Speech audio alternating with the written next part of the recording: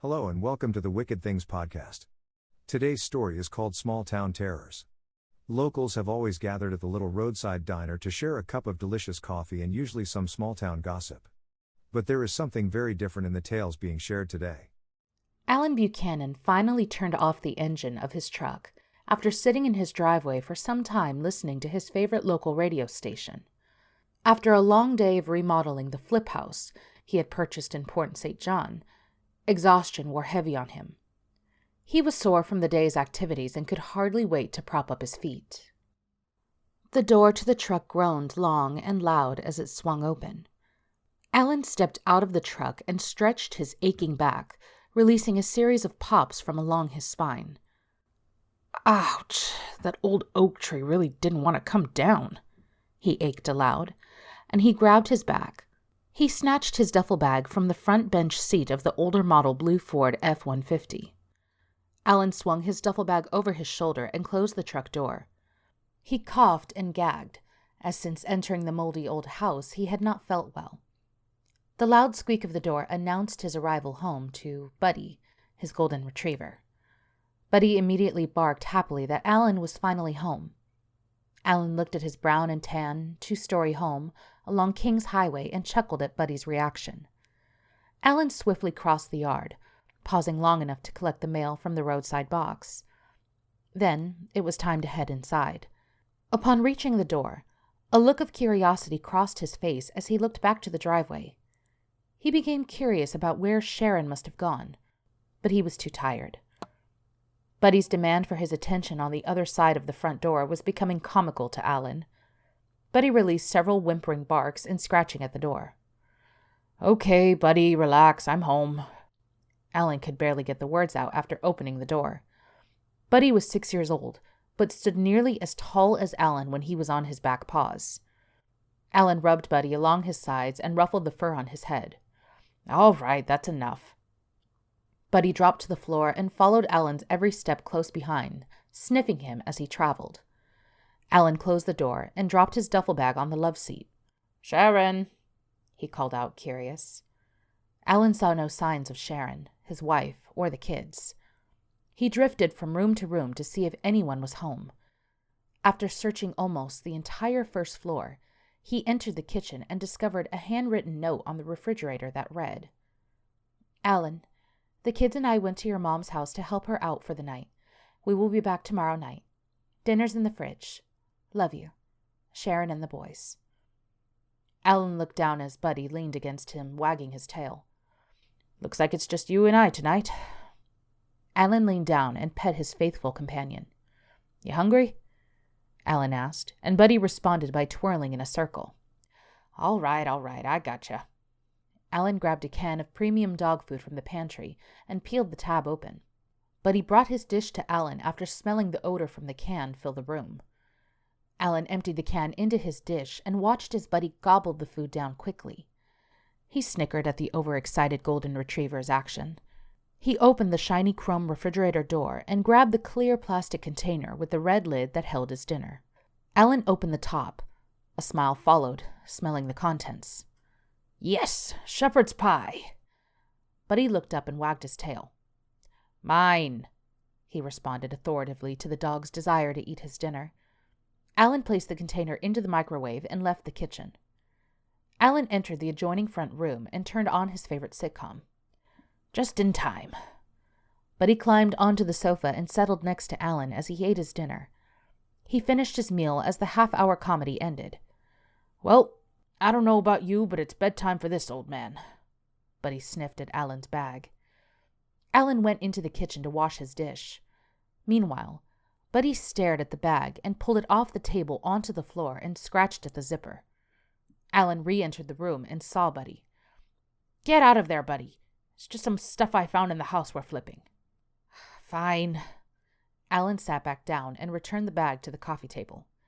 Buddy watched intensely as Alan opened the bag and removed the contents. Buddy acted as if he couldn't care less for anything in the bag, except a small wooden crucifix that had seen better days. Alan noticed the dog's focused attention. "I figured I would clean it up and give it to Sharon. Do you think she would like it?" Buddy looked at Alan, twisting his head into an angle that told of his curiosity. Buddy rushed down the hall to wall-carpeted hallway, wagging his tail as he went barely missing, bumping into a small wooden table that held family pictures. Alan shrugged. "Okay, you're right. It is bedtime. Let's go." Alan locked up the house and went upstairs to the master bedroom. Buddy had already run up to the step and entered the master bedroom. As Alan climbed into bed, Buddy joined him. Buddy rolled around onto the comforter of the king-size master bed. Alan knew this was a sign of Buddy wanting to play. Alan obliged, grabbing Buddy and wrestling with him for a few minutes. Buddy hopped off the bed and ran from one side to the other, then would bounce back onto the bed with Alan. The pair became startled as the house phone ringing at the growing late hour. Alan snatched up the receiver and offered an exasperated, "Hello?" He became surprised when his work partner, Randy's voice. "Someone broke into the property and broke up a bunch of stuff." Alan lowered his head in growing unease. "Seriously?" Alan could hear the sounds of other voices in the background. "Who's there with you?" Randy took a deep breath. "The neighbors called the police saying they heard noises and banging around inside the house across the street." Alan looked annoyed, and Buddy continued to play with him. Alan had to shove him away and yelled, "Not now, Buddy!" Buddy lowered his head and left the room. "So, what are we looking at?" Alan asked as he rested his head on his palm. "Alan, they called me only after they could not reach you on your cell phone. According to the police, they found a mangled cat on the porch, along with the front door kicked in. Whoever did this went straight to the basement and ripped up the floor. They had to be searching for something," Randy told him. "I'll come right down. Just sit tight," Alan growled. "No, I got it. The police are filling out the insurance forms for us and making a report. I've already talked with the insurance people. Stay home and get some rest," Randy pled with his friend and work partner. "Fine. Just let me know what's up in the morning," Alan demanded. "All right, I will talk to you later, bro." Randy hung up on that note. Alan turned off the light and curled up under the comforter. Before he knew it, Buddy had wormed his way under the blanket next to him. Alan and Buddy fell fast asleep, spooning. Alan awoke to the sounds of Buddy yapping and barking downstairs. "What the—" He looked at the alarm clock in the darkness. Its red glowing light showed 10:33 p.m. Buddy barked louder to get Alan's attention. Alan sat up on the edge of his bed, rubbing his face. "Fine, Buddy, let's go." Alan made his way down the stairs and into the kitchen. He paused, seeing Buddy pawing excitedly at the back door. Buddy stopped and sat staring at the door. Alan chuckled and approached. Alan stopped in his tracks as someone knocked on the door before him. Alan turned on the light to the backyard and peered out the kitchen sink window, which overlooked the backyard. He looked out the window for a long moment, but saw no one, save for the old feral neighborhood cat, Nellie. He opened the back door and watched as Buddy dashed out into the drizzling rain to find a dry patch to pee on. Nellie quickly bound up a tree, seeing Buddy dash into the yard. Buddy quickly did his business, but just as he was about to cross the threshold of the back door, he turned to face the backyard and sniffed the air. Immediately, he growled and barked ferociously at the darkened corner of the yard. Alan recalled last spring when Buddy did the same thing and nearly got hold of a rabid raccoon. Thinking quickly, he seized Buddy by the collar and dragged him back inside the house. "Get in here before you end up getting rabies," Alan scolded. Buddy was a dog possessed. He barked and raged even once the back door was closed. Alan continued to scold his companion as the barking became agonizing. "That's enough!" Alan paused when he realized he had drawn back his hand, ready to strike Buddy. "You're just trying to protect me, aren't you?" Buddy winced and withdrew at the sight of Alan's temper flaring outwards in a manner he had never seen previously. "I'm sorry." Alan opened his fist and pat Buddy on the head. "I'm just tired, but trust me, it's probably just one of those feral cats that Vicky keeps feeding." Alan hugged Buddy to reassure him that the anger was gone. Buddy licked Alan and strode off to the master bedroom, wagging his tail. Alan stood, turned, and locked the back door. I gotta try to talk sense into that woman. Can't have all these wildcats upsetting Buddy. Alan crossed the kitchen and turned off the light. The sound of a knock on the back door startled him. Who the hell? He looked at the clock on the stove and shook his head as he crossed the kitchen, stopping at the back door to look outside before he would open the door. Alan saw no one outside, even after turning the rear porch light back on. He looked out the window, confused. Damned cats. He turned the light off and crossed the space again. But as before, once he reached the far side of the room, when the door was knocked on again. Angry and out of patience, he rushed to the door and threw it open. Who the... Alan stood confused, as yet again no one was there. He stepped out onto the porch, seeking the person responsible for this interruption.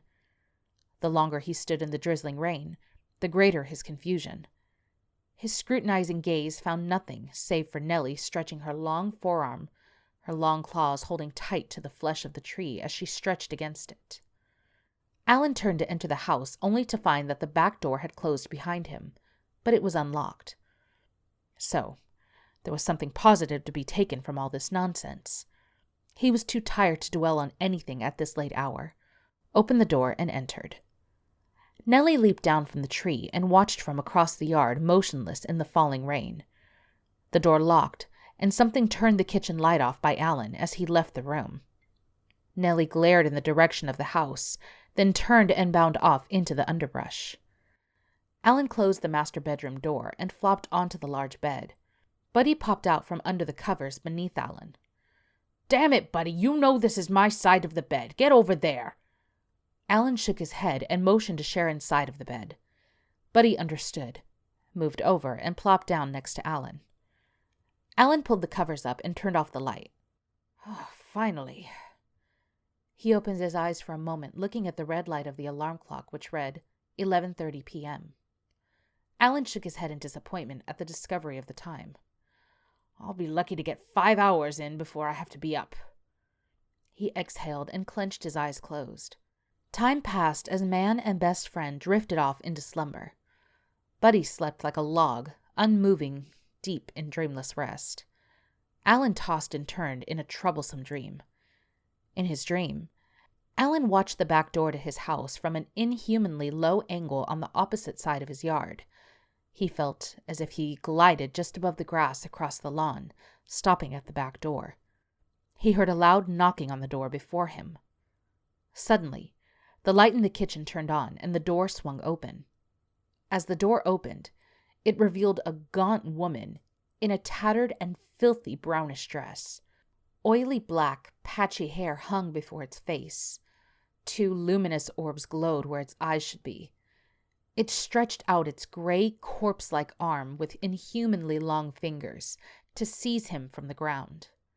Even though he was fast asleep, he could feel his heart racing as he was unsure of what was happening. Buddy barked and growled to wake his master beneath the comforter. His ears perked up, hearing something moving up the stairs. But what can he do? Alan won't wake up. He continued to bark and growl as loud as he could. The sinister corpse-like woman carried Alan up the stairs of his house. Wait a moment, he thought. This is my house. He noticed the flaking wallpaper that previously hung on the walls before his renovations. That was it, he thought to himself. This was the house before he bought it and moved in. The crone reached the second-floor landing and made its way down the hallway. Alan heard distant and distorted sounds of a dog barking. The crone stopped before the master bedroom door. The barking was now a warning against entering. Alan detected movement behind the crone and himself. He turned to face behind them, but found himself confronted by the long line of ghost children following their piper. The crone's whispers beckoned each child by name to follow her. Alan heard the dripping from their still bloated corpses as water dripped from their twisted, skinless bodies, pooling beneath each child's face now forever locked in the terror-filled appearance of their last moments of life. Only their oily, wet, dark hair remained attached to the skin left behind on their heads. Alan looked down towards the feet of the crone and became transfixed upon the dress of the crone. It did not flow as one would expect a dress to. It was stiff, had heavy stitching holding it together. He studied it for a long moment and realized something fashioned it from the missing flesh of the children that followed behind her. Alan's attention moved back to the bedroom door as the crone reached out with her long arms and pressed against the door. Buddy was frothing at the mouth in defense of his master, whom laid on the bed, unable to awaken. His attention locked to the door and what lay beyond. Barks and growls challenged whatever stood on the opposite side to dare enter the room. He would allow nothing to happen to any member of Alan's family without a fight. He looked back to Alan, asleep on the bed, then turned to face the door. Alan watched as the crone reached out and took the doorknob in hand. The knob turned slowly, making loud groaning and clicking noises. Buddy slammed himself against the door to keep it closed. The loud bang against the door awoke Alan from his trance-like sleep. "What the fuck?" He was soaking wet and gagging on the pool of saliva that had formed in his mouth. He spat and coughed as he witnessed Buddy raging and growling defiantly at the bedroom door. "Buddy!" He coughed and spat again. The golden retriever leaped onto the bed with Alan and licked and nuzzled against him. Buddy wanted Alan awake and his attention also to focus on the door. Alan looked at the door and watched as something, or someone, turned the knob. Alan reached for his nightstand and threw open the drawer. Inside, he grabbed his pistol and swiftly unlocked it in preparation to defend himself and his home. He leveled the firearm at the door, taking careful aim. His thoughts reminded him of the crone and the dead children that lay beyond. "Don't come in. I have a gun. I swear to God I will use it." Alan heard the crone call out from the hallway, but could not make out her words. He became shaken as the door swung wide open with a loud thud, followed by a long cackling. He clenched his eyes and emptied the revolver. Each pull of the trigger allowed the power of the firearm's volley to ripple down his arms. Each round thrust against his grip as if the weapon was trying to leap free from his grasp. Buddy rushed into the hallway, followed close behind by Alan. He struggled to empty and reload his weapon. He stopped dead in his tracks at the side of Buddy in the hallway, standing over a slumped form on the floor. Buddy was not growling anymore, but instead whimpering and laying on the ground next to the corpse of Sharon, his wife. "Sharon! Oh my God!" Alan rushed to her side, dropping the gun and landing on his knees. Buddy stared at Alan, not understanding what had just happened. Alan picked up his wife, cradled her body, and sobbed. "Why did you come back? You were supposed to be at my mom's." Alan's mind raced over the night's events. Confusion took hold of his expression as he stared at the floor, trying to find answers that were not to come. He looked at the revolver next to him on the floor for a long moment as tears and regrets formed and flowed from his face. From beyond the front door, red and blue lights raced to and from, illuminating the house. The front door to the house burst open as many deputies rushed inside with firearms drawn and ready. They cleared the first floor quickly and turned their attention to the second floor. Alan wept, holding his wife on the floor. But he growled and barked again. Alan looked up again. The images of the crone flooded his mind. "You bitch!" Alan raised the revolver and emptied its contents, each explosive thrust trying to disarm him.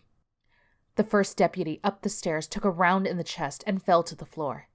The three that followed quickly returned fire, killing Alan and Buddy, as they knelt trying to protect Sharon from any further harm. The deputies rushed the pair and called out to the others inside the Buchanan home. Alan lay dying on the floor. The searing heat of each round that hit him burned deep within him. Each bullet felt to weigh hundreds of pounds, giving him the sensation of being pulled down to the ground. His attention moved beyond the officers, to the far end of the hallway. He saw something move in the dark. He heard something dripping, just beyond his sight. Suddenly, A long corpse-like arm extended from the darkness. The crone's long, bony hand extended its index finger and motioned for him to follow. That's it for today. Come back later for the next episode of Small Town Terrors or to check out one of our other tales. Until then, this is the Wicked Things Podcast signing off.